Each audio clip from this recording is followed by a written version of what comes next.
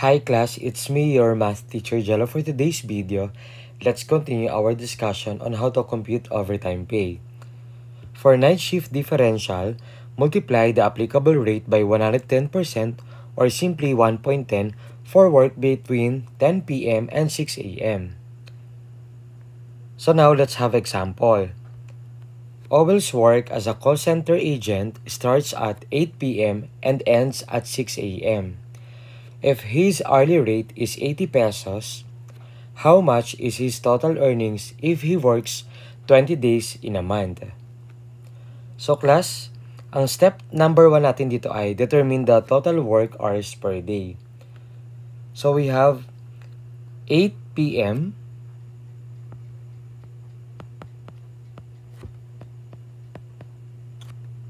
to 12 a.m.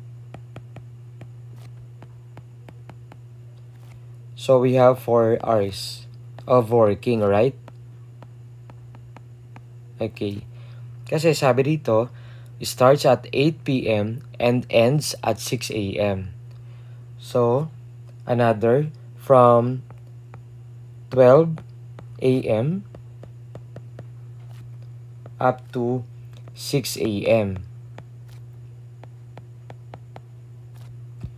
So, we have 6 hours.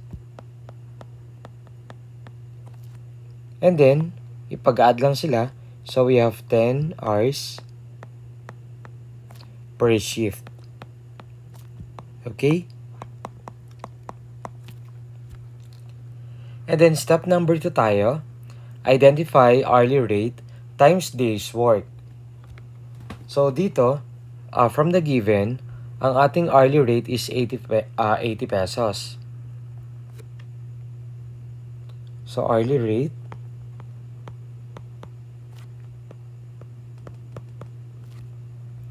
equals 80 pesos. And then, working days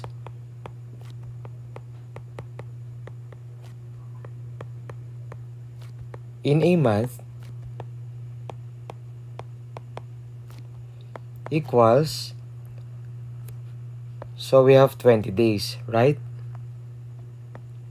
So, 20 days. Now, step number 3, identify night shift differential. According to the Philippine Labor Code, night shift differential applies from 10 p.m. to 6 a.m. So, out of the 10 hours Owell's work, so we have 8 p.m. up to 10 p.m. So, ito ay, we have 2 hours of regular pay. So, 2 hours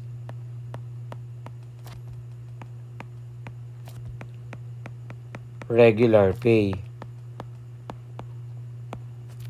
And from 10 p.m. up to 6 a.m.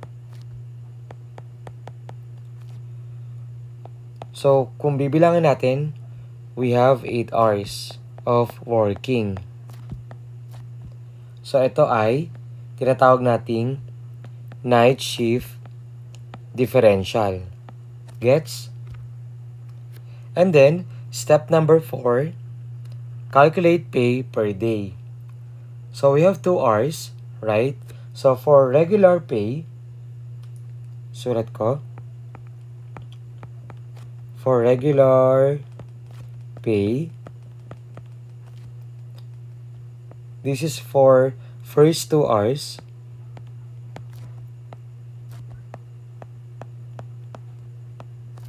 So, 2 hours times 80 pesos, which will be equal to 160 pesos for the regular pay.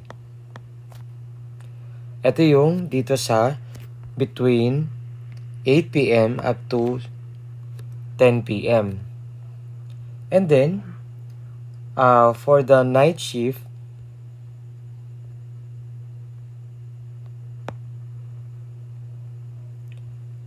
for the night shift differential pay, that is for the next 8 hours. So, class dito yun, from 10 p.m. to 6 a.m. So, we have 8 hours. So, 8 hours, since alam naman natin ang ating rate per hour, so 8 hours times 80 pesos equals, so we have 640 pesos, right? Okay.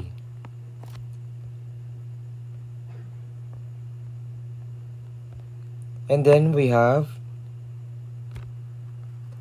640 pesos times 10%. So, bakit tayo magkakaroon ng 10% dito? Kasi, sabi natin dito, for the night shift differential, multiply the applicable rate by 110% or 1.10 for work between 10 p.m. and 6 a.m. So, class dito, pwede tayo mag-multiply ng 640, okay, to calculate the NSD or for the night shift differential.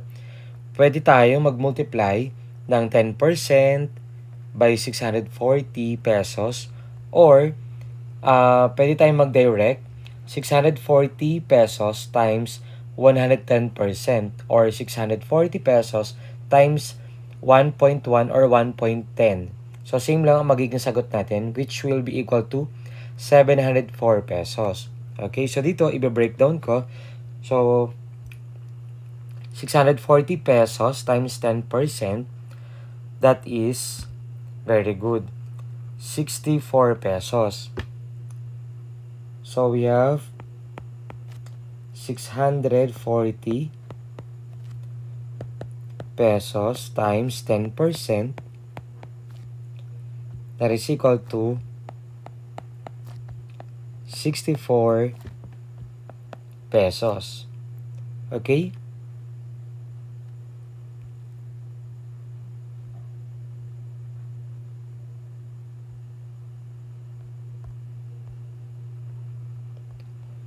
And then, for us to get the total NSD pay or the night shift differential pay, so ipag-add lang natin yan doon sa ating first 8 hours. So here, or the next 8 hours rather. So we have total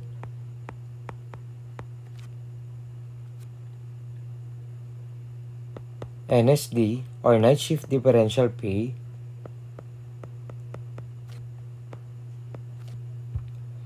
equals 640 pesos plus 64 pesos. So that is equal to 704 pesos. Or, pwede natin gamitin yung 110% or 1.10. Or, pwedeng ganito class. So, we have 640 pesos times 110%. Using our calculator, bibigyan kayo dyan ng sagot na 704 pesos. So, direct na yung answer natin dyan. Okay? So, 640 times 110%, which will be equal to 704 pesos. Gets? Okay.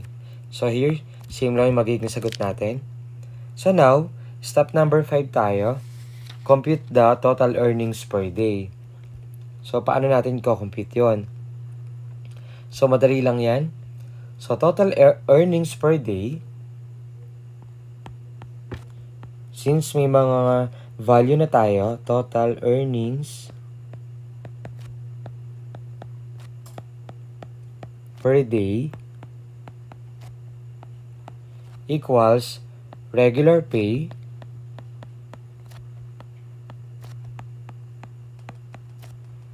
added by the night shift differential pay. So, for the regular pay, we have 160 pesos, right? So, class, ito yun. So, plug in. So, that is 160 pesos plus the night shift differential pay, so which is 704 pesos.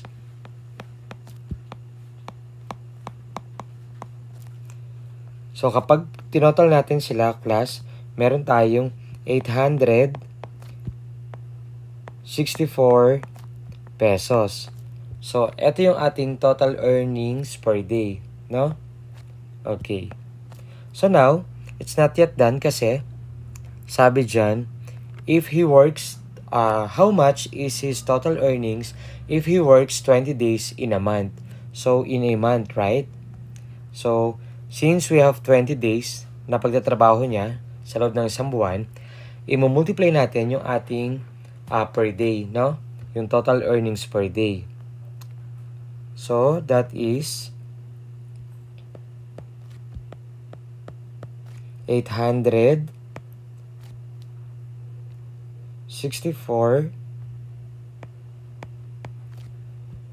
pesos times 20 days. Since meron siyang 20 days na pagtatrabaho sa loob ng isang buwan. And then, kapag multiply natin yan, so meron tayong 17,280 pesos. So, therefore,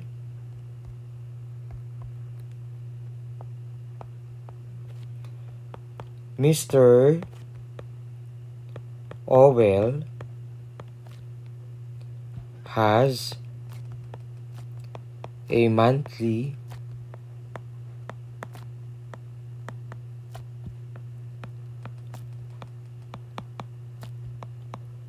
earnings of 17,280 pesos. Okay? So, ganun lang kasimple. This is the end of our video. I hope na meron kayo natutunan.